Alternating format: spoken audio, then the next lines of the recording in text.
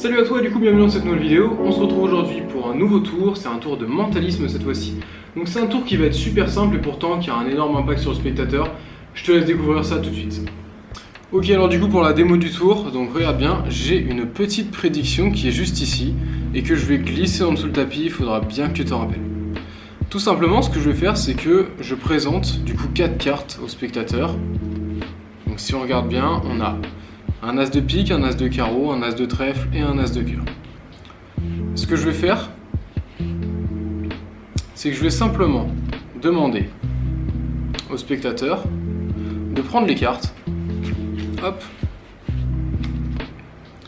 de les mélanger pendant que je me bande les yeux. Donc il mélange les cartes. Et je vais lui demander de les reposer du coup sur la table, d'en choisir une, et je vais lui dire ensuite ce qu'il va faire avec cette carte. Donc par exemple, admettons que le spectateur prenne la première carte qui est ici, il choisit cette carte là, il la regarde, donc je vous la montre, hop. Donc je vais lui dire voilà, cette première carte, ce que tu vas faire c'est que tu vas la mettre dans ta poche de gauche, par exemple. Le spectateur prend cette carte là, il la met dans sa poche de gauche. Ensuite, il va prendre la deuxième carte. La carte qui est juste ici. Cette carte là, je vais lui dire par exemple, bon bah cette carte là, tu vas la mettre dans ta poche de droite. Le spectateur prend la carte, il la met dans sa poche de droite. Ensuite, il peut bien évidemment rebouger les cartes. Il peut prendre la carte qu'il souhaite. Admettons qu'il prenne, qu'il choisisse cette carte là, et je vais dire, bah cette carte là, tu sais quoi, tu vas la prendre et tu vas la mettre dans ta main. Donc le spectateur prend la carte, il la met dans sa main. Et là, on est dans cette situation. Donc le spectateur a une carte dans la poche de droite, donc que j'ai mise à droite ici, pour vous ce sera peut-être inversé, une carte dans la poche de gauche que j'ai mis à gauche ici, il a une carte dans la main et il reste une carte sur la table. Donc on va venir regarder la prédiction qui est juste ici. Et sur cette prédiction, c'est écrit, alors je vous laisse regarder avec le focus, le cœur sur la table, le pique dans la main, le carreau dans la poche de droite, le trèfle dans la poche de gauche.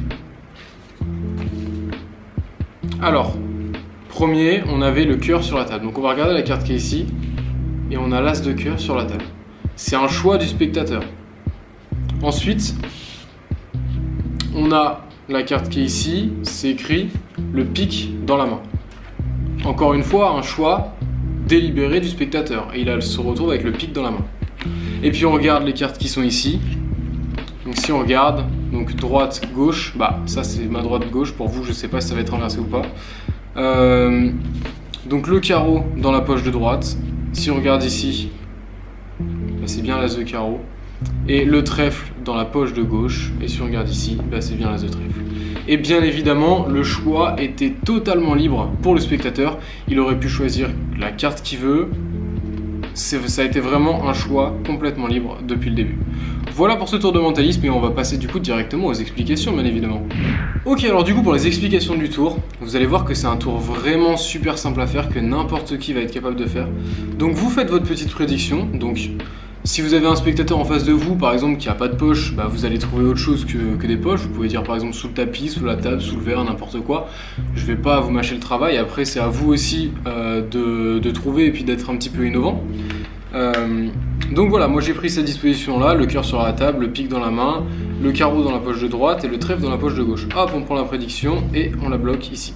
Donc je vais quand même la mettre à vue pour que vous la voyez bien. Voilà. Et ce qui va se passer, c'est qu'on va se trouver avec les 4 as comme ça. Ça peut bien évidemment se faire avec beaucoup plus de cartes, mais je trouve ça beaucoup plus simple quand on débute de le faire avec seulement les 4 as. Alors, ces 4 as là, ils sont pas tout à fait normaux. Alors ils sont pas truqués, mais ils sont marqués. Qu'est-ce que ça veut dire qu'une carte est marquée? Ça veut dire qu'on va être capable de la reconnaître quand elle est de dos. Et ça va être très important. Puisque bien évidemment, si j'avais fait le tour au spectateur, en fait, quand il prend la carte, c'est bien évidemment pas au hasard que je lui dis tu prends cette carte et tu la mets ici. Mais lui, il va penser que c'est un ordre défini, que je prends un ordre défini et qu'à chaque fois, il choisit la bonne carte par rapport à l'action que je lui donne. Et finalement, la seule variante qui ferait que je ne puisse pas faire ça, c'est que la carte soit marquée, puisque si je connais la carte, alors je peux lui demander, je peux lui dire quelle action faire avec cette carte-là. Ce qui est la base du mentalisme. Il y a beaucoup de tours de mentalisme, par exemple avec des crayons où on va demander de dessiner, on va demander à un spectateur de choisir un crayon et de dessiner par exemple soit un short, soit un t-shirt, soit des bretelles, n'importe quoi. Et en fait, si on dit ça, c'est qu'on est capable de savoir quel crayon le spectateur a pris dans sa main, et ensuite on va lui dire dessine le short en rouge, et on va se retrouver après avec une image d'un personnage avec un short en rouge, ou sinon carrément tout dévoilé. Vous avez peut-être déjà vu des tours de magie comme ça, où le short va être rouge. Et en fait, tout simplement, c'est parce que le magicien, ou le mentalisme entre grosses guillemets, va savoir à l'avance quel crayon la personne a choisi. Et du coup, par rapport à ce qu'il sait, il va lui dire prends le short en rouge, parce qu'il sait que lui, il a porté un short rouge. S'il avait pris un crayon vert, il aurait dit prends le t-shirt. Je sais pas si je suis très clair, mais en tout cas, c'est exactement ce principe-là de mentalisme qu'on va utiliser dans ce tour-là. Alors, le jeu est marqué. Donc comment j'ai marqué le jeu? Alors c'est une technique basique, là j'ai fait quelque chose de très grossier et surtout je l'ai fait en bleu pour que vous le voyez bien à la caméra, puisque ça va être compliqué à vous montrer ce qui se passe. Donc là vous voyez par exemple c'est la carte de pique. Donc la carte de pique, il y a un endroit en fait où ça fait un petit pic ici, il y a un petit cœur et ça fait un pic au bout. Et du coup j'ai mis un petit point de crayon ici et ici. Alors bien évidemment, moi je l'ai fait en bleu, mais il faut le faire en rouge, parce que quand vous le faites en rouge, donc vous trouvez un crayon très fin, vous faites un petit truc comme ça en rouge, et puis ça se verra pas du tout. Donc juste pour que vous soyez capable de reconnaître, mais voilà, vous appliquez beaucoup plus que moi, là c'est vraiment très grossier pour bien vous montrer. Donc voilà, moi j'ai fait un petit point ici, sur le pic qu'il y a sur le cœur ici. Pour le carreau, là ça va être encore plus subtil, puisque en fait si vous regardez juste en haut là, il y a le cœur et dedans il y a une sorte de tout petit carreau. Et ben moi j'ai juste fait un petit point sur la pointe du carreau ici et pareil sur la pointe de l'autre tout petit carreau ici.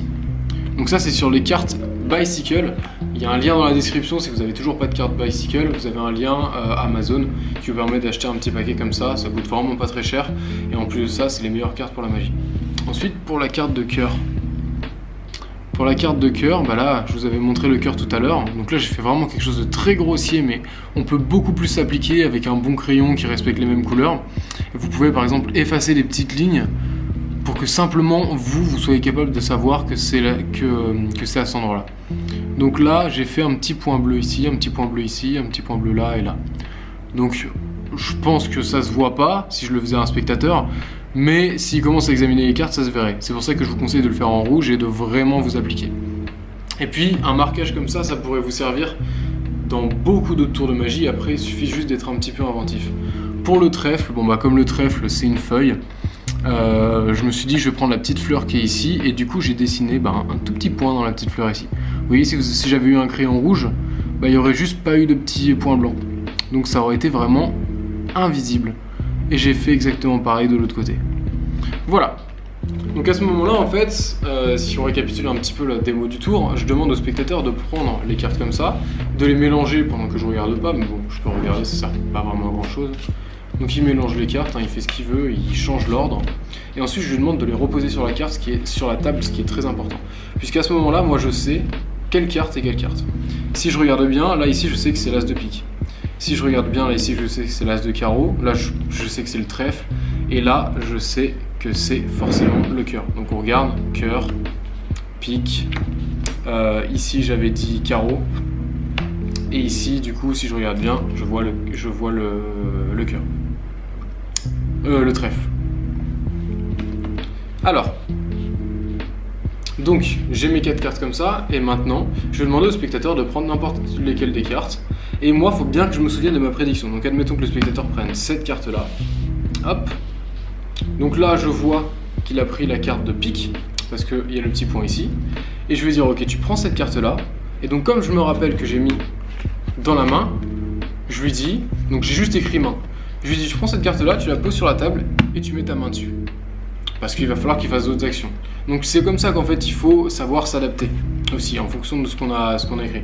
Juste tu poses ta main dessus, comme ça il va voir pique main, voilà, donc la main dessus quoi. Alors que si ça avait été la dernière, hop, tu la mets dans la main. Donc là je lui dis tu poses ta main dessus. Ensuite, tu vas prendre une autre carte, donc admettons ils prennent celle-ci, je vois que c'est la carte de carreau, et je me rappelle que carreau, j'ai mis poche de droite, donc je lui dis, bah cette carte-là, tu sais quoi, tu la mets dans ta poche de droite. Donc carreau, il va la mettre dans sa poche de droite. Ensuite, je le vois prendre, je lui dis, voilà, tu prends ces deux cartes, tu peux les changer comme tu veux, hop, admettons qu'ils prennent cette carte-là, je dis, bah tu sais quoi, cette carte-là, tu vas la mettre dans ta poche de gauche cette fois-ci. Et je vois en fait que c'est la carte de trèfle, puisqu'il y a le petit point juste ici. Voilà. Et donc là, bien évidemment, il reste sur la table cette carte-là. S'il avait choisi cette carte-là en première, je lui aurais dit de la pousser comme ça. Et après, je lui aurais dit de faire toutes les autres actions. Donc vraiment, en fait, on s'adapte. Après, vous n'êtes pas obligé de suivre exactement le même schéma que moi, comme j'ai fait. Vous pouvez vraiment être inventif. Je vous invite justement à être inventif. Et donc là, le spectateur, on va lui dire qu'on a fait notre petite prédiction. Il va regarder ça et il va tout regarder par lui-même. Il va se rendre compte que sous la main, il avait l'as de pique, que sur la table il y a l'as de cœur, que dans la poche de droite il y a l'as de carreau et que dans la poche de gauche il y a l'as de trèfle.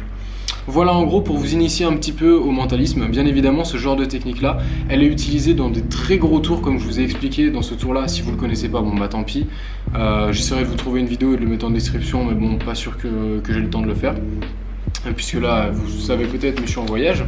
Et si tu as envie d'apprendre des tours de magie qui sont faciles et très impressionnants, tu as toujours en description la formation que je t'offre. C'est gratuit, c'est cadeau. C'est 3 tours de magie qui sont très faciles à faire et qui sont très impressionnants. Tu rentres ton email et pendant 3 jours, tu reçois un tour de magie tous les jours qui est très facile à faire et très impressionnant. Donc je te conseille, si tu débutes dans la magie, de commencer par cette petite formation. Ça va beaucoup t'aider, je pense. Si t'as aimé cette vidéo, tu peux me mettre un petit like et tu peux t'abonner si c'est pas encore fait. Quant à moi, je te dis à très bientôt pour une prochaine vidéo et un prochain tour de magie. Salut à toi.